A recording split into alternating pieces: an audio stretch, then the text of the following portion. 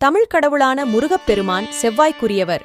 ஒருவரின் செல்வ நிலை உயர காரணமானவர் அங்காரகன் எனும் செவ்வாய் பகவான். அந்த செவ்வாய் பகவானுக்குரியவர்தான் நம் தமிழ் கடவுள் முருகப்பெருமான் மற்றும் சக்தி தேவி. அதனால்தான் செவ்வாய்க்கிழமை முருகன் மற்றும் சக்தி தேவி அம்பிகைக்கு உகந்த நாளாக பக்தர்களால் வணங்கப்படுகிறது. செவ்வாய்க்கிழமை அன்று மட்டும் நமது வேண்டுதலை எந்த தெய்வத்திடமும் வைத்தாலும் அந்த வேண்டுதலை உடனே நிறைவேற்றிக் கொடுக்கும் சக்தி உள்ளது.